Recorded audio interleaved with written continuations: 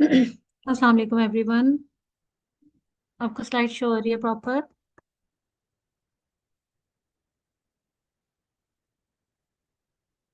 Slide show हो रही है, चैट बॉक्स में मैसेज कर दें।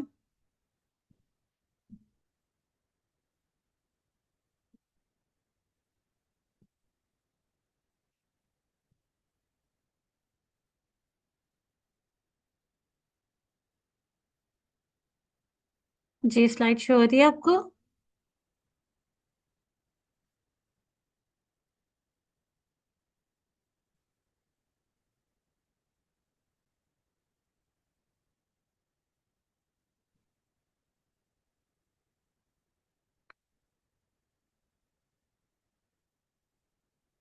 ओके। आज हमारा टॉपिक है डायबिटीज मेलाइटस टाइप 2।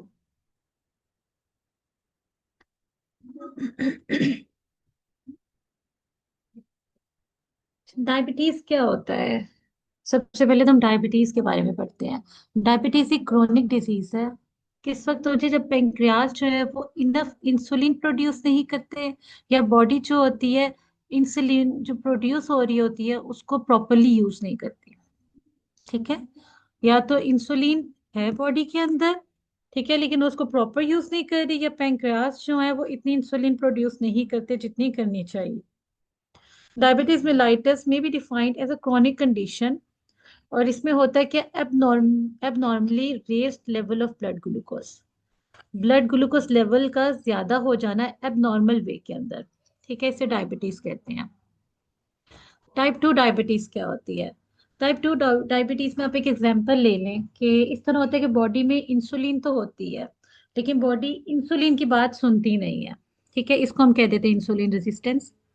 ठीक है, कि इंसुलिन रेजिस्टेंस की एग्जांपल इस तरह के ह्यूमन बॉडी के अंदर एक इंसुलिन होती है, लेकिन बॉडी इंसुलिन को बात नहीं उसकी सुनती। ठीक है, इसे कह देते हैं इंसुलिन रेजिस्टेंट। ठीक है, एक एग्जांपल है, आप सोचें जैसे इंसुलिन एक की है और इसके जो सेल्स हैं वो लॉक है। टाइप 2 डायबिटीज में की इंसुलिन होती है, मगर लॉक जो होता है वो जोर लगाने से ओपन नहीं हो रहा। ठीक है, उसे इस तरह क्या हो रहा है कि सेल ग्लूकोज जो है वो अंदर नहीं लेता वो उसको, क्योंकि लॉक ही ओपन नहीं हो रहा। पेंक्रियाज क्या करता है? पेंक्रियाज पहले तो ज्यादा इंसुलिन बनाता है ताकि लॉक खुल जाए, लेकिन टाइम के साथ थक जाता है और इंसुलिन कम होती जाती है। ठीक है, तो इस तरह क्या होता है कि शुगर ब्लड में इकट्ठी होती रहती है, जिससे हाइपरग्लाइसीमिया हो जाता है, और इंसुलिन थोड़ा सा होता है, इसलिए कीटोएसिडोसिस नहीं होता। और सबसे बड़ी रीजन जो इसमें है, इन्वायरमेंटल फैक्टर अगर आप देखें तो ओबेसिटी। ठीक है, obesity is the most important environmental factor है जो कि इंसुलिन रेजिस्टेंट करता है। ठीक है, इसलिए जो ओवरवेट पेशेंट्स होते हैं उनमें टाइप 2 डायबिटीज का रिस्क सबसे ज्यादा होता है। ठीक है, तो अगर आप इसको एक लाइन में समझना चाहते हैं तो ये है, इंसुलिन प्रेजेंट होती है लेकिन बॉडी उसको यूज नहीं करती, इंसुलिन रेजिस्टेंस हो जाती है। ठीक है, और पेंक्रियाज भी इनफ ऑक्सीजन इंसुलिन जो है वो प्रोवाइड नहीं करता। Prevention of diabetes. अच्छा, अभी एक स्टडी की गई थी डायबिटीज की, डायबिटीज प्रिवेंशन प्रोग्राम स्टडी किया गया था, जिसमें ट्रीटमेंट स्टार्ट इस तरह की गई थी कि डाइट और एक्सरसाइज से कितना हम डायबिटीज को कंट्रोल कर सकते हैं। ठीक है, और साथ में मेटफॉर्मिन से। ठीक है, तो दोनों एक ग्रुप्स बना दिए गए, जिसमें एक ग्रुप था उसको कहा गया कि आपने लो फैट डाइट लेनी है और 150 मिनट्स की मॉडरेट एक्सरसाइज करनी है, या जिसे कहते हैं ब्रिस्क वॉक। ठीक है, और एक ग्रुप ऐसा था, ग्रुप ए ऐसा, जिसमें कुछ पॉपुलेशन ऐसी ली ग्रुप ए के अंदर, जिसमें उन्हें कहा गया कि आपने लो फैट डाइट लेनी है और 150 मिनट्स की मॉडरेट एक्सरसाइज करनी है, जो कि इक्वल कर लिया ब्रिस्क वॉक के। ठीक है, और एक ग्रुप बी ऐसा था, उनमें वो पार्टिसिपेंट्स थे जिनको कहा गया कि आपने मेटफॉर्मिन लेनी है 850 mg ट्वाइस डेली। जब इनको कंपेयर किया गया तो इन दोनों में से जो ग्रुप ए था, जिन्हें कहा गया कि आपने लो फैट डाइट लेनी है, वॉक करनी है, उनमें 71% रिस्क डायबिटीज का कम हो गया था। ठीक है, as compare to other group, जो कि ग्रुप बी था जिन्होंने मेटफॉर्मिन ली थी, उनका 31% था। तो इट मीन्स के आपकी डाइट, आपकी फिजिकल एक्टिविटी का बहुत ज्यादा इम्पोर्टेंट रोल होता है डायबिटीज को मैनेज करने में, उसको कंट्रोल करने में। Okay, what are the clinical features of type 2 diabetes? Type 2 diabetes के पेशेंट जब आपके पास आती हैं, सबसे पहले प्रेजेंटिंग सिम्टम कुछ पेशेंट्स के अंदर इस तरह के होते हैं कि वो कहते हैं मैं बहुत ज्यादा यूरिन आ रहा है, इंक्रीज्ड यूरिनेशन। और कुछ पेशेंट्स ऐसे होते हैं जो एसिम्टोमेटिक होते हैं, वो क्लिनिक में आएंगे, हॉस्पिटल में आते हैं और वहीं पर आके टेस्ट करवाते हैं और वहीं पर डायग्नोस हो जाता है कि उन्हें डायबिटीज है। ठीक है। खासतौर पे ये पेशेंट्स कौन से होते हैं? जो ओबीस होते हैं, तो उनकी डायबिटीज एक्सीडेंटली आप ये कह लें कि रूटीन लैब इन्वेस्टिगेशंस करवाने आते हैं और उनमें ही डायग्नोस हो जाता है, ग्लाइकोस्यूरिया या हाइपरग्लाइसीमिया नोट होता है। ठीक है।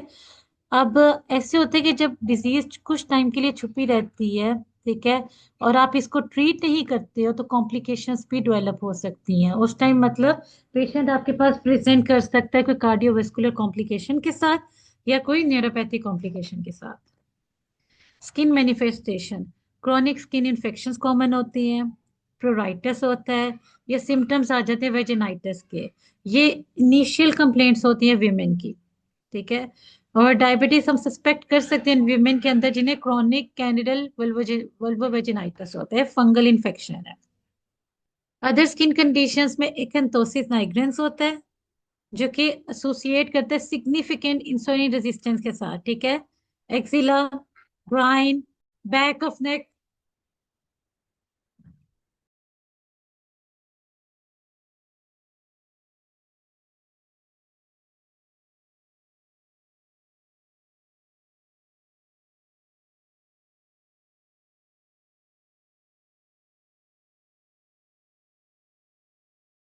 किस तरह उनका एक्शन लिवर पे करके, मसल और एडिपोज टिश्यू पे।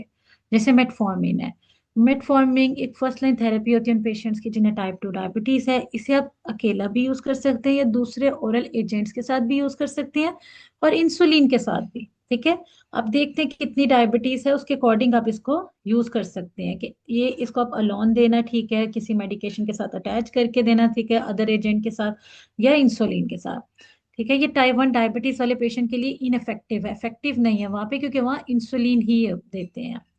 ठीक है। ये जरूरी होता है कि इसको लो डोज में स्टार्ट करें और इसकी जो डिवाइडेड डोज होती है ना, ग्रेजुअली इंक्रीज करें। और इसको हमेशा अपने पेशेंट को गाइड करना है कि मील्स के साथ लेना है, ताकि जीआई अपसेट अपसेट ना हो, क्योंकि 20% पेशेंट ऐसे होते हैं जो ये मेडिसिन लेने के बाद आपको कंप्लेन करेंगे कि हमें एनोरेक्सिया, नोजिया, वॉमिटिंग हो रही है, एब्डोमिनल डिस्कम्फर्ट हो रही है, या डायरिया हो रहा है। ठीक है। 500 milligram tablet 3 times a day देते हैं विद मील्स, या फिर 850 मिलीग्राम या 1000 मिलीग्राम टेबलेट ट्वाइस डेली देते हैं, ब्रेकफास्ट एंड डिनर मील के साथ देना जरूरी है। इंक्रेटेंस, इंक्रेटेंस GLP-1 रिसेप्टर एगनिस्ट होते हैं। इनकी हाफ लाइफ है 1 to 2 मिनट्स। ये रैपिडली प्रोटीलिसिस कर देते हैं डाइपेप्टाइडाइल पेप्टाइडेज 4 को, और ये क्लियर होते हैं quickly by the kidney. 5 GLP-1 receptor agonist name होते हैं एक्सिनाटाइड, लिरेक्लोटाइड, ड्यूग्लेटाइड, लिसिक्सटिनाइटाइड एंड सीमाग्लोटाइड। एक्सिनाटाइड जो होते हैं GLP-1 रिसेप्टर एगनिस्ट है, ये इंजेक्ट करते हैं 60 minutes before breakfast and before dinner.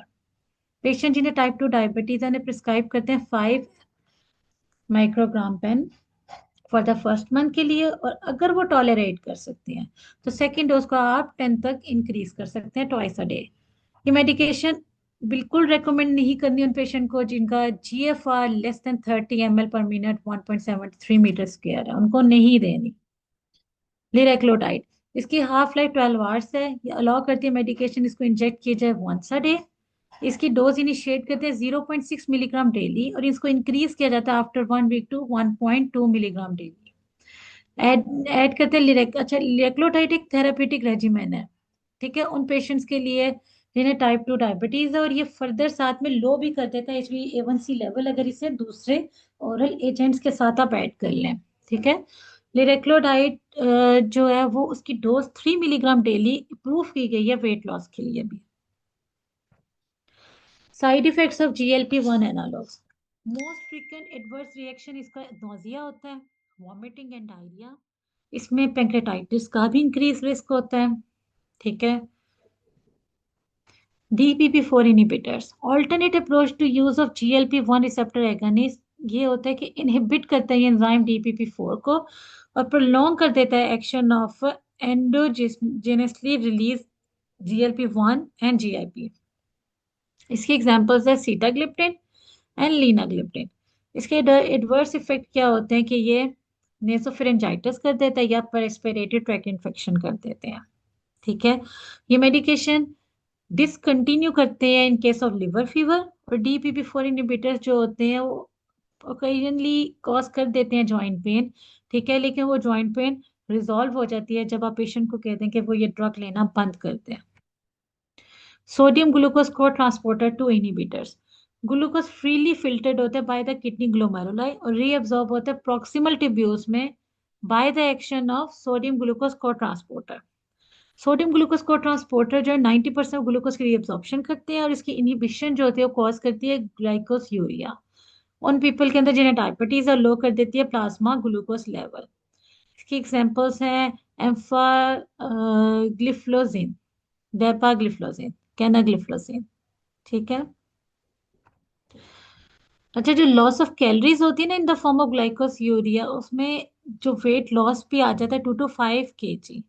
कैनाग्लिफ्लोसिन की डोज होती है 100 मिलीग्राम डेली और इसकी 300 मिलीग्राम डेली आप यूज कर सकते हैं पेशेंट्स के अंदर जिनका किडनी फंक्शन नॉर्मल है। और जो डोज होती है डेपाग्लिफ्लोसिन की 10 मिलीग्राम होती है डेली और 5 मिलीग्राम डेली रिकमेंड की जाती है इनिशियल डोज उन पेशेंट्स के अंदर जिन्हें हेपेटिक फेलियर है। और जो यूजुअल डोज होती है एम्फाग्लिफ्लोसिन की 10 मिलीग्राम डेली और हायर डोज इसकी होती है 25 मिलीग्राम डेली यूज की जा सकती है। एम्फाग्लिफ्लोजिन यूज की जाती है उन पेशेंट्स के अंदर जिन्हें हार्ट कंडीशन है क्योंकि ये इंप्रूव करती है प्रोग्नोसिस को और इसका कार्डियो प्रोटेक्टिव रोल भी होता है। ठीक है, अच्छा मेटफॉर्मिन आप किस तरह देंगे पेशेंट को कि पहले सबसे पहले आपने स्टार्ट की मेटफॉर्मिन। ठीक है, मेटफॉर्मिन आपने देखा HbA1c लेवल अगर 7.5% से ज्यादा आ रहा है देन आप ऐड करें मेटफॉर्मिन के साथ कोई भी डोज या तो ग्लिप्टिन कर दे या सल्फोनाइल यूरिया कर दे या पायोग्लिटाजोन कर दे या सोडियम ग्लूकोज ट्रांसपोर्टर इनहिबिटर। अगर अभी भी स्टिल HbA1c लेवल 7.5% से ज्यादा ही है देन आप थर्ड एजेंट ऐड कर रहे हो ग्लिप्टिन के साथ जैसे सल्फोनाइल यूरिया कर दिया। ठीक है, और स्टिल आप इसके साथ ये भी कर सकते हो कि इंसुलिन भी स्टार्ट कर सकते हो। ट्रिपल थेरेपी अगर इफेक्टिव नहीं हो रही, टॉलरेट नहीं हो रही, कॉन्ट्राइंडिकेटेड और BMI 35 से ज्यादा आ रहा है तो मेटफॉर्मिन के सल्फोनाइल यूरिया और GLP-1 माइमेटिक दे सकते हैं। अगर मेटफॉर्मिन टॉलरेट नहीं करता पेशेंट तो ग्लिप्टिन से स्टार्ट करें या सल्फोनाइल यूरिया पायोग्लिटाजोन के साथ। अभी भी अगर HbA1c का लेवल ज्यादा आ रहा है तो ग्लिप्टिन और पायोग्लिटाजोन दे लें, ग्लिप्टिन या सल्फोनाइल यूरिया। अभी भी HbA1c लेवल नहीं आ रहा, ज्यादा आ रहा है 7.5% से तो इंसुलिन स्टार्ट कर देते हैं। Any questions up till now? Diamicron MR30 है, सीटामेट, गेट्रिल, मेटफॉर्मिन, इनोसिटा, एमरेल, सीटाग्लिप्टिन, एम्फाग्लिफ्लोजिन, डैमा। अच्छा अब हम पढ़ते हैं इंसुलिन। इंसुलिन उन पेशेंट्स को दी जाती है जिन्हें टाइप 1 डायबिटीज होती है और उन पेशेंट्स को भी दी जाती है जिन्हें टाइप 2 डायबिटीज भी होती है। ठीक है, ऐसे पेशेंट जिनको हाइपरग्लाइसीमिया है आपने उनको डाइट थेरेपी भी दे दी है, आपने उनको ओरल मेडिकेशंस भी दे दी हैं लेकिन वो ट्रीट नहीं हो रही है तो ओरल मेडिकेशंस के साथ आप इंसुलिन भी देते हैं। इंसुलिन की प्रिपरेशन कैसे होती है? एक होती है रैपिडली एक्टिंग इंसुलिन एनालॉग और एक होती है लॉन्ग एक्टिंग इंसुलिन एनालॉग। ठीक है, और ये सब कुटेनियस देते हैं। रेगुलर इंसुलिन और इंसुलिन स्पार्ट जो है वो इंट्रावीनस भी आप दे सकते हैं। Rapidly acting human insulin analogues में इंसुलिन लिस्प्रो है, इंसुलिन स्पार्ट है, इंसुलिन ग्लूक्लिसिन है। Short acting regular insulin, intermediate acting insulin में NPH insulin. Pre mixed insulin में क्या होता है 70-30 इंसुलिन मिक्स होती है, 70% एनपीएच होती है, 70% रेगुलर होती है। लॉन्ग एक्टिंग ह्यूमन इंसुलिन में इंसुलिन ग्लागिन होती है, इंसुलिन डेटिमर होती है, इंसुलिन डेग्लूटेक होती है। अच्छा अब हम पढ़े short acting insulin preparation. Regular insulin short acting insulin होती है। ठीक है, इसका इफेक्ट 30 मिनट्स के अंदर आ जाता है। जैसे आप इसको सबकोटेनियस इंजेक्शन देते हैं और रहता है 5 से 7 आवर्स तक। आईवी इन्फ्यूजन जो होती है ना रेगुलर इंसुलिन की, वो खास तौर पे यूज करते हैं डीके पेशेंट के अंदर। ठीक है। Rapidly acting insulin analogue, insulin lispro, insulin aspart and insulin glulisine example है। ये इंजेक्ट करते हैं अब सबकोटेनियसली और ये एब्जॉर्ब होती है बहुत जल्दी। इसकी पीक सीरम वैल्यूज जो है वो पहुंच जाती है एज सुन एज 1 आवर में। लॉन्ग एक्टिंग इंसुलिन प्रिपरेशन में एनपीएच इंसुलिन, जिसे हम कहते हैं न्यूट्रल प्रोटामिन हेक्डोन या आइसोफेन इंसुलिन, इसके ऑनसेट ऑफ एक्शन जो है डिले होता है 2 to 4 आवर्स, और इसका पीक रिस्पॉन्स जो है ना वो 6 to 7 आवर्स में आता है। इंसुलिन ग्लागिन जो है इंसुलिन रहती है 24 आवर्स तक, और इसको आप दिन में एक बार देते हैं प्रोवाइड करने के लिए बेसल कवरेज। और इंसुलिन जो होती है उसको मिक्स नहीं कर सकते दूसरी ह्यूमन इंसुलिन के साथ, क्योंकि इसका एसिडिक पीएच होता है। और इंसुलिन ग्लागिन जो है वो प्रेगनेंसी में सेफ होती है। इंसुलिन डेटिमर, इसका ड्यूरेशन ऑफ एक्शन 17 आवर्स होता है। ये रिकमेंड की जाती है इंसुलिन, आप इसको इंजेक्ट करते हैं एक बार या दिन में 2 बार, और ये प्रेगनेंसी में यूज की जा सकती है। इंसुलिन डेग्लुटेक, इसकी हाफ लाइफ होती है 25 आवर्स। इसका ऑनसेट ऑफ एक्शन होता है 30 से 90 मिनट्स, और ड्यूरेशन ऑफ एक्शन होता है 42 आवर्स। ये रिकमेंड की जाती है कि इंसुलिन इंजेक्ट करें हफ्ते में 1 या 2 बार। ठीक है, एक स्टेबल बेसल कवरेज प्रोवाइड करने के लिए। अच्छा, अब स्लाइडिंग स्केल पर आप इंसुलिन की डोज कैसे निकालते हैं? स्लाइडिंग स्केल किसी टाइम मोस्टली हॉस्पिटलाइज पेशेंट के लिए होता है। देखिए, जब पेशेंट किसी टाइम आपके पास आते हैं, हम उनको, जब पेशेंट हॉस्पिटलाइज्ड होते हैं, हम उनको मेडिकेशन दे रहे होते हैं, उसकी वजह से उनकी इंसुलिन ना उनकी जो ब्लड शुगर लेवल जो होता है, ठीक है, वो चेंज होता रहता है, ऑल्टर होता रहता है। ठीक है, उस वजह से हम उस टाइम उनका ब्लड शुगर लेवल चेक करेंगे, उसको डिवाइड करेंगे 20 से -5। तो जो आपके पास यूनिट्स उस टाइम आते हैं, ठीक है, आपने उतने इंसुलिन के यूनिट्स लगाने होते हैं पेशेंट को। तो इसको हम कहते हैं कि insulin dose according to sliding scale. ये बहुत अच्छा फॉर्मूला है, ठीक है, स्लाइडिंग स्केल के लिए। Any questions up till now? आपके कोई क्वेश्चंस हैं?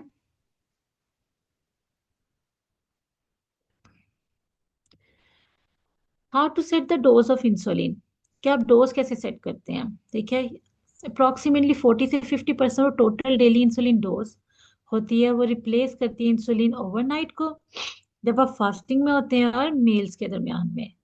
इसको हम कहते हैं बैकग्राउंड या बेसल इंसुलिन रिप्लेसमेंट। ठीक है, ये आप समझ ले 50-50 वाला है। दो चीजें होती हैं, एक होता है बोलस इंसुलिन रिप्लेसमेंट, और एक होती है बेसल या बैकग्राउंड इंसुलिन डोज रिप्लेसमेंट। ठीक है, 40 से 50% और टोटल डेली इंसुलिन डोज जो आप रिप्लेस करते हैं इंसुलिन पूरी रात। ठीक है, पूरी रात जब आप फास्टिंग में हैं या मील्स के दरमियान में, उसको हम बैकग्राउंड या बेसल इंसुलिन रिप्लेसमेंट कहते हैं। ठीक है, और ये डे टू डे कांस्टेंट होती है इसकी डोज।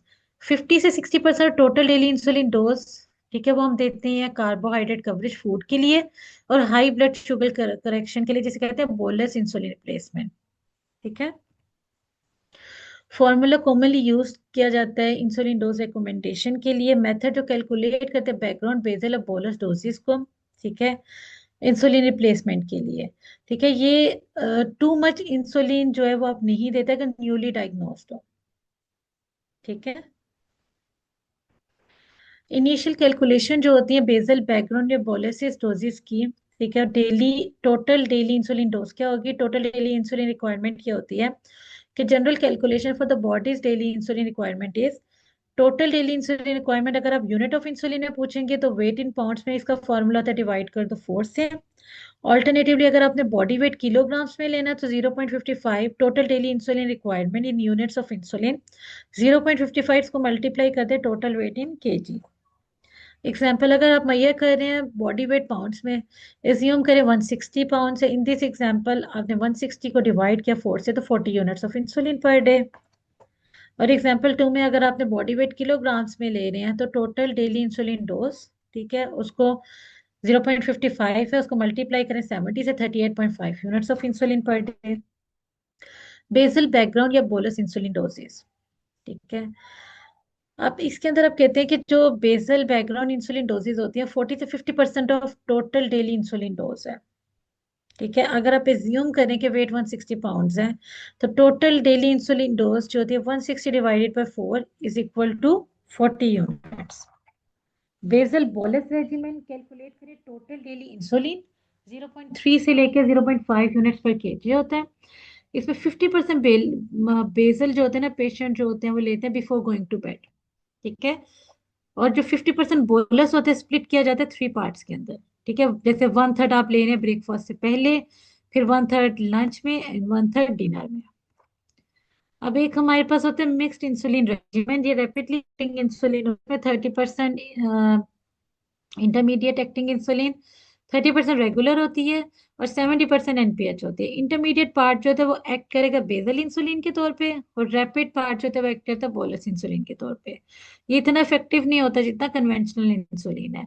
इसमें लेकिन फायदा ये होता है कि पेशेंट को सिर्फ 2 इंजेक्शन देने पड़ेंगे, एक मॉर्निंग में और एक नाइट में। ठीक है। How to calculate the total dose for mixed insulin. 0.3 से लेकर 0.5 यूनिट्स पर केजी होती है। इसको 2 हाफ में स्प्लिट करें, 2/3 मॉर्निंग में एंड 1/3 इवनिंग में। Methods of insulin administration, insulin syringes और नीडल्स होती हैं। ठीक है। और जो 20 पेशेंट्स होते हैं उनमें लॉन्ग नीडल्स ज़्यादा प्रेफर की जाती हैं। साइट्स ऑफ इंसुलिन, जो एनी पार्ट ऑफ बॉडी जो कवर करी लूज स्किन, उसको यूज किया जाता है, जैसे abdomen, thigh, upper flanks and upper buttocks. ठीक है।